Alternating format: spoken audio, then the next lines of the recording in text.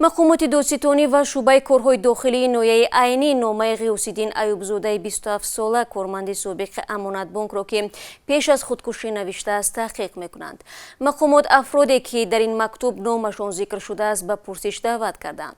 جسد غیاث‌الدین روز 5 اکتبر در دهه ریود ناحیه عینی پیدا شد. در نامه‌ای که ظاهراً او قبل از خودکشیش نوشته است سبب این عمل را به بحث پولی ربط داده است. همکارم میرزانبی خالقزاد این موضوع رو پیگیری داشته و حالا در استودیو با من است. خب آیا واقعا این همان نامه است که غیاث‌الدین پیش از خودکشیش نوشته است؟ ایوب‌الدین خوجوف پدر غیاث‌الدین میگوید نسخه کامل نامه فرزندش را بعدتر در کامپیوتر جای کارش یافتند که با این بیت کعبه را گفتم چرا تو کرته میپوشی سیاه گفت شرمم آید از حاجیان روسیا شروع می شود که همین نسخه است که دسترس آزادی هم شد. در نامه او از چند نفر نام برده است و گفته است محض آنها باعث شدند که در کاری و مشکل پیدا شود. مولا نسیم ناصرов سردار شعبه کارهای داخلی ناحیه عینی همین روز 12 اکتبر به رادیو آزادی گفت که نام افرادی که در نامه غیاث‌الدین ایوبزاده ذکر شده است برای پرسش دعوت شدند و افزود که سنجش تازه شروع شده است ولی حالا نسبت این حادثه پرونده باز نشده است. و پدر غیاث‌الدین به رادیو آزادی گفت صبح روز 11 اکتبر به دادستان دعوت شده بود و از او درباره قرض غیاث‌الدین و وضع زندگیش سوال کردند. غیاث‌الدین ایوبزاده در نامش که با امضای غیاث ریودی نوشته است میگوید من 2 سال پیش به مبلغ 150,000 سامانی مبلغ از امانت بانک گرفتم و این مبلغ را نمیدانم کی دزدیده است.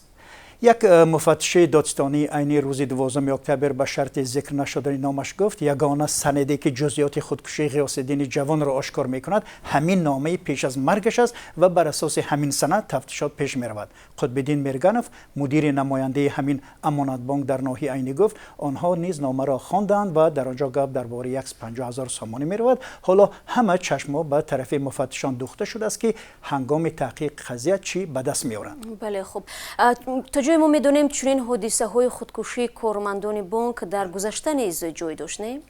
ببینید در ماه مارت همین سال جسد اکرام جبارزاده ساکن 42 ساله ناحیه جبار رسولوف و کارمند بانک دولتی امانت بانک را از ساحل دریای دوشنبه یافته بودند.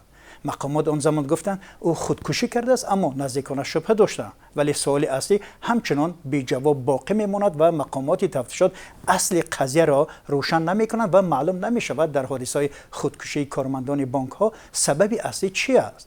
مثلا سال 2019 در یک پرتابگاه مقامات انتظامی جسدی را پیدا نمودند که تفتیشات نشان داد که این جسد جمشید نام داشته در یکی از بانک‌های پایتخت به صفت اکسپرت کار می‌کرده است و تا هنوز روشن نیست که سبب اصلی این کشتار کارمند بانک چی است. یا در سال 2015 6 سال قبل نزدیکان علی خان عظیموف یک کارمند نقطه مبادله اسعار تاجیک صادرات بانک در بازار فراوان دوشنبه گفتند که او در پی گویا 120,000 سامانی جریمه شده است و خودکشی کرده است و از نزدیکانش خواسته است تا قرضای او را برگردانند.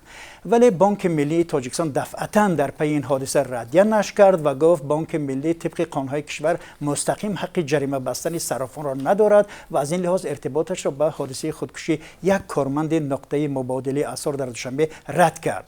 ولی همون طوری که پیشتر گفتیم تا هنوز این قضیه تا به آخر روشن کرده نمیشن و سببش هم نامعلوم باقی میموند. تشکر برای صحبت فراگیر.